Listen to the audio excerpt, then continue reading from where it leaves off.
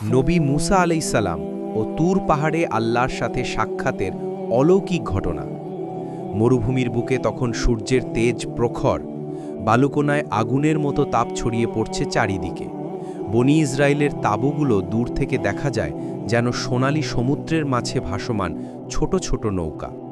সেদিন নবী মুসা আলাইসাল্লামের মুখমণ্ডলে ছিল এক বিশেষ আভা, এক অদ্ভুত প্রশান্তি। আল্লাহ তাআলা তাকে আহ্বান করেছেন তুর পাহাড়ে। তিনি জানতেন এটি সাধারণ আহ্বান নয়, এটি এমন এক সাক্ষাৎ যেখানে মানবজাতির ইতিহাসে প্রথমবার একজন নবী তার প্রভুর সঙ্গে কথা বলবেন, ওহির ভাষায় কাল্লামাল্লাহু মুসা তাকলিমা। মুসা আলাইহিসসালাম তার জাতি বনি ইসরায়েলকে ডেকে বললেন, হে আমার জাতি, আমি আমার প্রভুর সাক্ষাতের উদ্দেশ্যে যাচ্ছি। তোমরা ধৈর্য ধরো, আমার অনুপস্থিতিতে আমার ভাই হারুন তোমাদের নেতৃত্ব দেবেন। তার কণ্ঠে ছিল দৃঢ়তা, কিন্তু গভীর ভালোবাসাও ছিল। বনি ইসরায়েল তখন সদ্য মিশর থেকে মুক্তি পেয়েছে, ফিরাউনের কবল থেকে। তারা মুক্ত হলেও তাদের হৃদয় তখনও দাসত্বের অভ্যস্ততা ছাড়তে পারেনি। তারা বারবার বলতো, হে মুসা, আমাদের জন্য এমন এক উপাস্য বানিয়ে দাও যেমন অন্যদের আছে।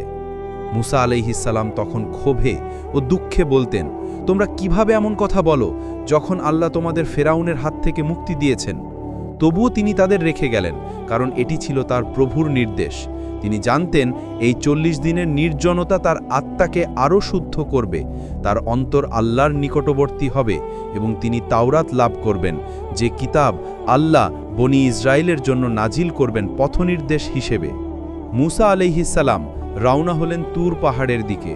তার সঙ্গে সামান্য কিছু পানি, এক টুকরো লাঠি, যেটি আল্লাহর নির্দেশে একসময় সাপ হয়ে গিয়েছিল ফিরাউনের দরবারে মুজিজা হিসেবে। হাঁটতে হাঁটতে তিনি পৌঁছালেন এক উঁচু পাহাড়ের পাদদেশে। আকাশ তখন ধীরে ধীরে অন্ধকার হয়ে আসছে। চারিদিকে ছড়িয়ে পড়েছে এক রহস্যময় নীরবতা। বাতাসে যেন ভেসে আসছে এক অজানা প্রশান্তি। তিনি পাহাড়ের দিকে তাকালেন। এটি ছিল তুর সিনাই, যেখানে আল্লাহ তাআলা তার সঙ্গে কথা বলবেন। তিনি অজু করে দাঁড়ালেন, 2 হাত তুলে দোয়া করলেন, হে আমার প্রভু, তুমি আমাকে যে কাজের জন্য ডেকেছ তা সহজ করে দাও, আমাকে তোমার সন্তুষ্টি দান করো। এরপর তিনি শুরু করলেন উপবাস। 40 দিন তিনি কিছুই খেলেন না, পান করলেন না, শুধু দোয়া, জিকির ও নামাজে মগ্ন রইলেন। প্রথম 30 দিন তিনি পাহাড়ের এক গুহায় অবস্থান করলেন, রাতভর ইবাদত করলেন, দিনে কোরআন থেকে পূর্ববর্তী ওহী মনে করলেন এবং আল্লাহর সৃষ্টির নিদর্শন চিন্তা করলেন। 30 দিনের পর আল্লাহ তাআলা তাকে নির্দেশ দিলেন আরও 10 দিন বাড়িয়ে নিতে। এইভাবে পূর্ণ হল 40 রাতের নির্জনতা। 40তম রাতে আকাশে দেখা দিল এক অদ্ভুত আলো, যেন পর্বতের চূড়ায় আগুনের শিখা জ্বলছে, কিন্তু তা সাধারণ আগুন নয়। মুসা আলাইহিসসালাম অনুভব করলেন এটি তার প্রভুর নূরের প্রকাশ। তিনি ধীরে ধীরে সেই আলোয় এগিয়ে গেলেন। হৃদয়ে এক অদ্ভুত কম্পন, কিন্তু ভয়ের নয়, বরং প্রেম, শ্রদ্ধা আর বিস্ময়ের। তিনি যতই কাছে গেলেন ততই আলো উজ্জ্বল হতে লাগল, যেন পুরো পর্বত সাদা আলোয় ভরে যাচ্ছে। এবং তখনই আকাশ কেঁপে উঠল, আল্লাহ তাআলার কণ্ঠ ভেসে এলো, ইয়া মুসা ইন্নী আনাল্লাহু রব্বুল আলামিন। হে মুসা, নিশ্চয়ই আমি আল্লাহ, সমস্ত জগতের প্রতিপালক। মুসা আলাইহিসসালাম তখন অবনত হলেন, তার চোখ থেকে অশ্রু ঝরছে। তিনি বললেন, হে আমার প্রভু, তুমি কি আমায় নিজের দর্শন দান করবে? আমি তোমাকে দেখতে চাই। আল্লাহ তাআলা বললেন, হে মুসা, তুমি আমাকে দেখতে পারবে না, তবে পাহাড়ের দিকে তাকাও। যদি সে পাহাড় স্থির থাকে তবে তুমি আমায় দেখতে পারবে। মুসা আলাইহিসসালাম তাকালেন পাহাড়ের দিকে, আর তখনই আল্লাহ তার নূরের এক অতি ক্ষুদ্র অংশ সেই পাহাড়ের উপর প্রকাশ করলেন। মুহূর্তেই পাহাড় গলে গেল যেন আগুনে মোমের মতো, মাটিতে মিশে গেল, আর মুসা আলাইহিসসালাম অজ্ঞান হয়ে পড়লেন। যখন তিনি জ্ঞান ফিরে পেলেন, তার চোখে অশ্রু, মুখে বিনয়।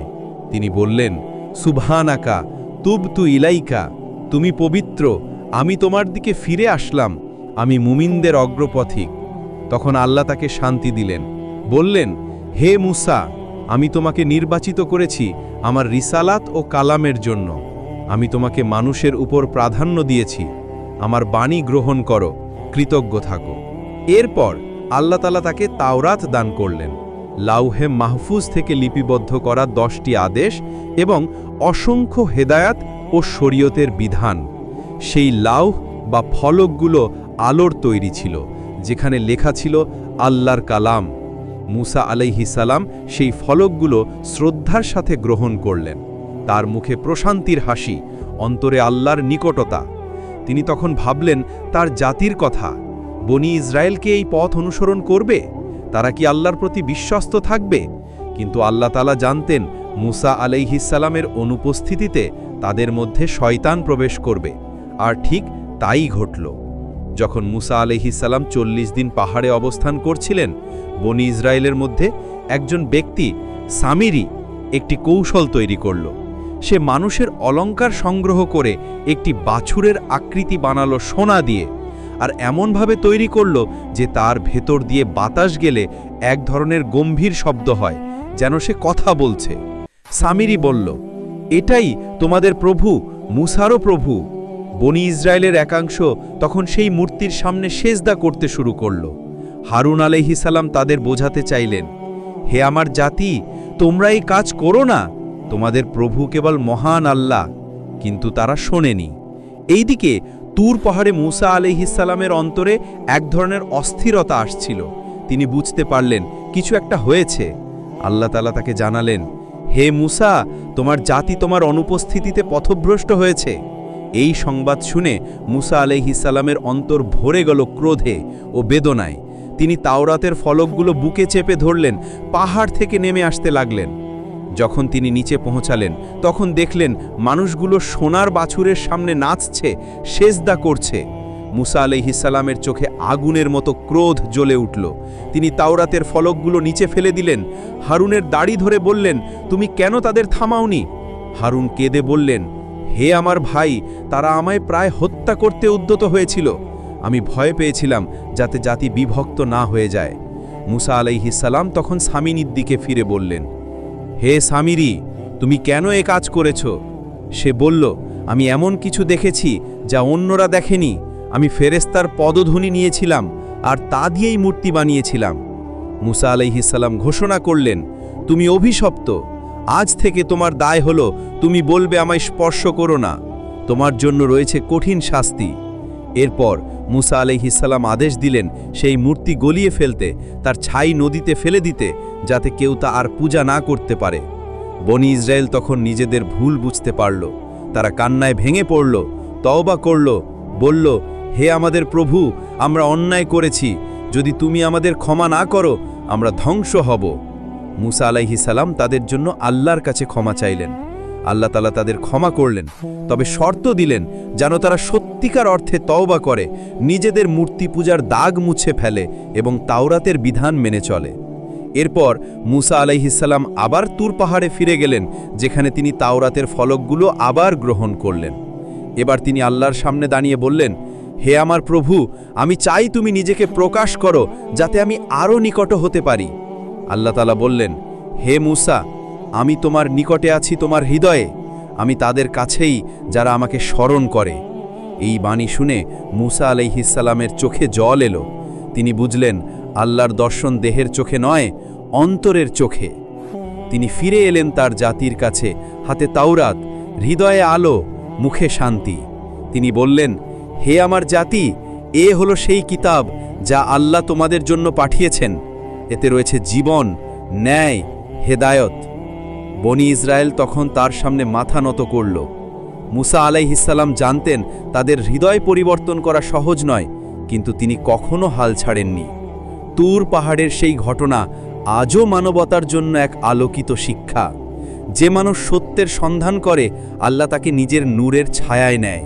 যে অহংকার করে, সে নূরের ঝলকে গলে যায়। আর যে বিনয়ী হয়, সে পায় আল্লাহর কালাম, আল্লাহর নিকটতা। তুর পাহাড়ের বুকে আজও বাতাসে ভেসে আসে সেই প্রতিধ্বনি, ইন্নি আনাল্লাহু লা ইলাহা ইল্লা আনা ফাবুদনি। নিশ্চয়ই আমি আল্লাহ, আমার ছাড়া আর কোনো উপাস্য নেই, অতএব আমাকেই উপাসনা করো।